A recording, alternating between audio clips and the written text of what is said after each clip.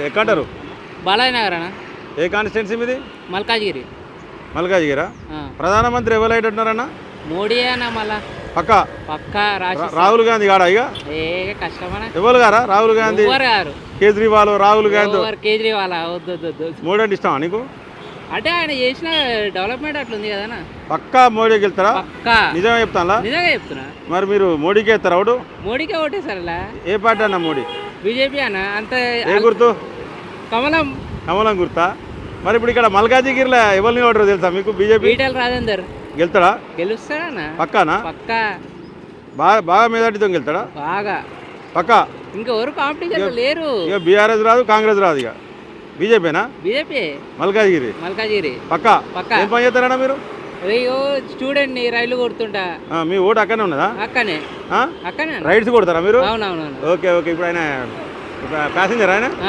Okay right right అన్న నా పేరు నరేష్ కుమార్ అన్న. నరేష్ కుమారా ఎక్కడ ఉంటావు మౌలవల్లి అన్న. ఓటు వచ్చిందా వచ్చిందన్న ఓటు. ప్రధానమంత్రి ఎవరైతారంటావు చెప్పు అడుగురండి. ప్రధానమంత్రి మాకైతే నరేంద్ర మోడీ కావాలనుకుంటున్నాము. నరేంద్ర మోడీ అయితే మంచిగా ఉంటుందా నరేంద్ర మోడీ కాకపోతే మంచిగా ఉంటుందా? నరేంద్ర మోడీ అయితే బాగుంటుంది చూస్తున్నాం. ఇక రాహుల్ గాంధీ అయితే వద్దంటావు మాకొద్దు అసలు వద్దా? అసలు మాకొద్దు. నిజంగా చెప్పు. నిజంగా మాకైతే ఎక్కడావు నువ్వు ఉండు ఎక్కడావు నువ్వు ఉండు ఎక్కడావు ఇక్కడ మన మౌలవల్లి ఉంటున్నా. మౌలవల్లినా మౌలవల్లి. మరి ఇప్పుడు ఇక్కడ పార్లమెంటు ఈటల రాజేందర్ నిలబడ్డాడు గెలుస్తాడా? గెలుస్తాడు పక్కా 100% గెలుస్తాడు. బీజేపీ గెలుస్తుందా ఇక్కడ? బీజేపీ గెలుస్తుంది మల్కాజ్గిరిలో బీజేపీ పక్కా 100% రాజస్థాన్. నీ ఓడు నువ్వు దేనికి ఎత్తావు ఓడు? నేను బీజేపీకి వేస్తా ఓటు. బీజేపీకేనా?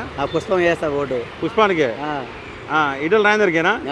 ఓటు మాది పక్కా 100% రైట్.